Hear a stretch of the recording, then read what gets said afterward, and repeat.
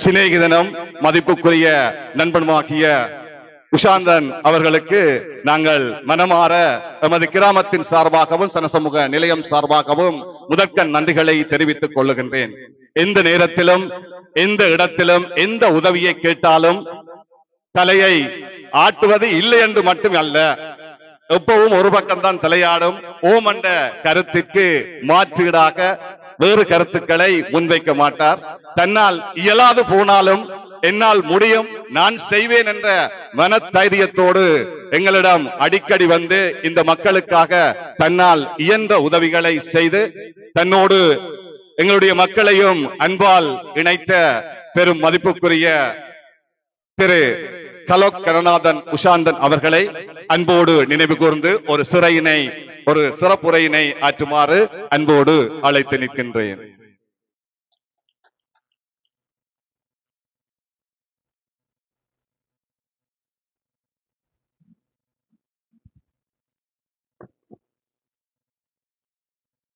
பெருமதியான இந்த நேரத்திலே இந்த நிகழ்வை தலைமை தாங்குகிற மதிப்பார்ந்த திரு பரமானந்தகுமார் அண்ணன் அவர்களே, எங்கள் பிரதேச சபையினுடைய தவிசாளர், இந்த பிரதேசத்தினுடைய முதல் குடிமகன் மதிப்பார்ந்த திரு கந்தையா ஜசீதன் அவர்களே, எங்களுடைய சனசமூக நிலைய அபிவிருத்தி உத்தியோகத்தர் அவர்களே, மிக முக்கியமாக இன்றைய நாளிலே இந்த சனசமூக நிலையத்தை தங்களுடைய தோள்களிலே உங்கள் ஊரையும் சேர்த்து தாங்கி கௌரவம் பெற இருக்கிற திரு முருகன் தெய்வானை, அந்தோணி பெனடோ, வேலன் டேவிட், வேலன் மகாலிங்கம் பெரியவர்களே, எங்களுடைய சக பிரதேச உறுப்பினர் சுதாகரன் அண்ணா அவர்களே,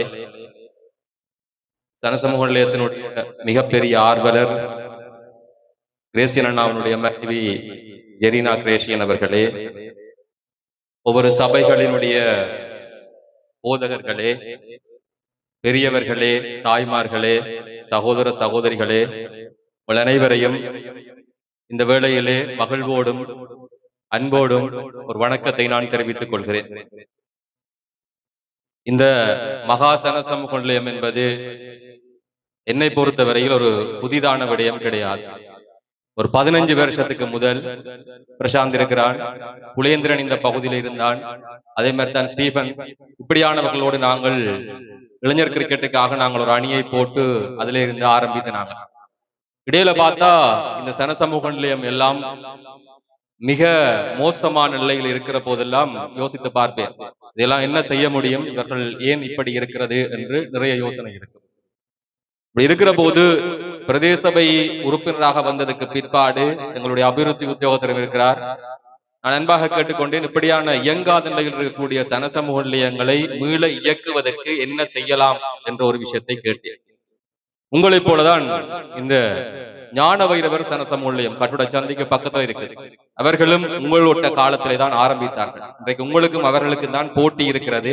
யார் வேகமாக முன்னே போகிறீர்கள். அவர்கள் ஒவ்வொரு வாரமும் ஒவ்வொரு மாதமும் ஒவ்வொரு செயற்திட்டம் செய்கிறார்கள். இப்போ நீங்கள் ஆரம்பித்திருக்கிறீர்கள். நல்ல பொறுப்பானவர்களிடத்திலே 4 மாதத்துக்கு முதல் இந்த பதவியை கொடுத்துக்கிறீங்க. இந்த இவ்வளவு பேரையும் விடாதீங்க. இந்த பரமானந்தகுமார் அண்ணன், ஏகுமார் அண்ணன், ஸ்டீபன், இவன் இரவு பகல் நேரம் இல்லை அவருக்கு அழைப்படுப்பதற்கு. எந்த நேரம் என்ன வேலை என்றாலும் உடனே அடிக்கிறதான் ஸ்டீபன் வேலை. இப்படியானாக்களை நீங்க தயவு செஞ்சு வெளில விட்டுறாங்க. இவர்களை வைத்துக் கொண்டு உங்களுடைய பகுதியை முன்னேற்றுவதற்கு நீங்கள் மிக கடுமையாக உழைக்க வேண்டும். இந்த வெள்ளத்துக்கு உணவு கொண்டிருந்த போது இந்த சனசமூக நிலையத்தை பார்த்தால் உள்ளே நாங்கள் கொண்டு வந்த சாப்பாட்டை வைக்க முடியாத நிலை இருந்தது. குமார் அண்ணன் இருந்தவர், ஜெயக்குமார் அண்ணன் இருந்தவர். இன்றைக்கு பார்க்கிற போது மிக சந்தோஷமாக இருக்கிறது. இதுக்கு பங்களிப்பு சேரக்கூடிய ரேஷியன் அண்ணன் அந்த வாட்ஸ்அப் குழுவில் நானும் இருக்கிறேன். அடிக்கடி பார்க்கையும் அப்பப்ப அங்க வரக்கூடிய தகவல்களை நான் பார்ப்பதுண்டு. பார்த்தா காசு போட்ட துண்டுகள் நாளும் அல்லது கிழமையில ஒருக்கா 2 தரம் இதுக்குள்ள வந்து கிடக்கும். என்னடாப்பா ஒரு மனுஷன் வீட்டுக்கு அனுப்புற மாதிரி ஒரு சனசமூக நிலையத்துக்கு காசு அனுப்புது என்று நான் யோசிச்சு பாக்குறேன். அந்த அளவு தூரம் உங்களை நேசிக்கிற, உங்களுடைய சனசமூக நிலையத்தை நேசிக்கிற ஒரு நல்ல மனிதர்களை நீங்கள் சம்பாதித்து வைத்திருக்கிறீர்கள் என்றது உங்களுக்கு சந்தோஷம். ஆனால் ஒரு விடயத்தை மாத்திரம் நான் உங்களுக்கு சொல்லுவேன். ஒருத்தர் எங்களுக்கு உதவி செய்கிறார் என்றதுக்காக அந்த உதவியை மட்டும் நாங்கள் பெற்றுக் கொண்டிருந்தால் நாங்கள் அவர்களுக்கு என்ன பதிலை கொடுக்க போகிறோம் என்ற பெரிய கேள்வி இருக்கிறது.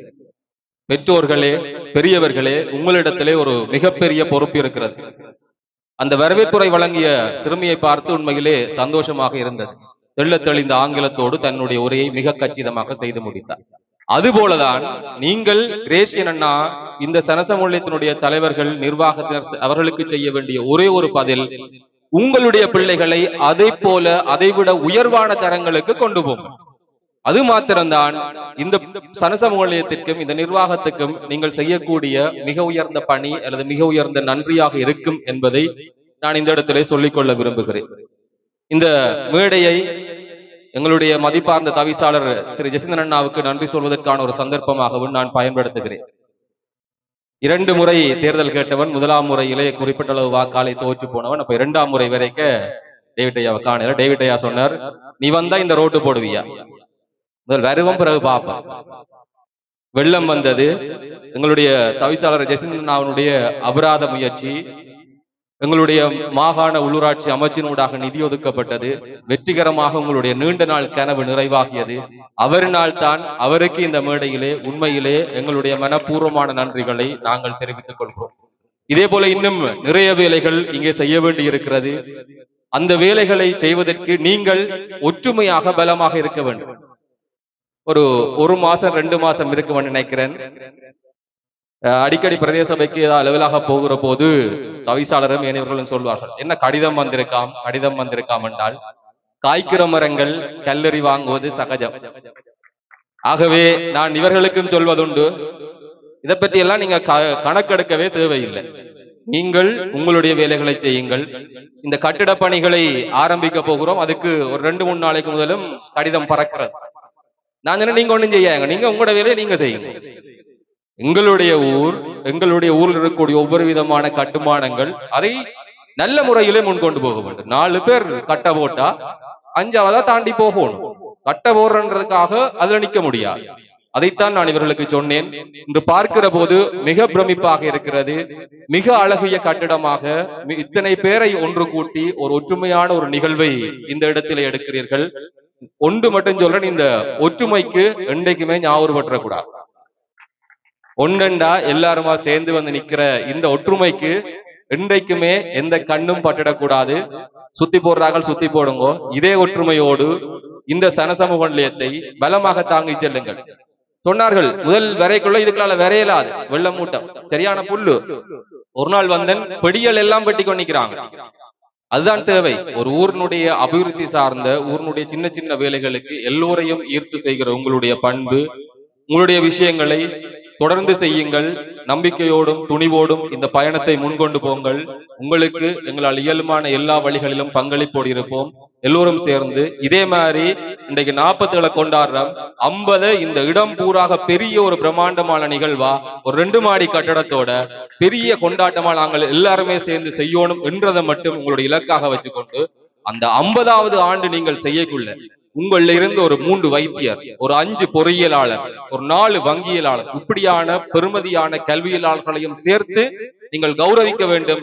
அதை கட்டாயம் நீங்கள் செய்ய வேண்டும் என்ற விஷயத்தையும் சொல்லி எங்களையும் அழைத்த உங்கள் எல்லோருக்கும் நன்றி பாராட்டி விடைபெறுகிறேன். நன்றி.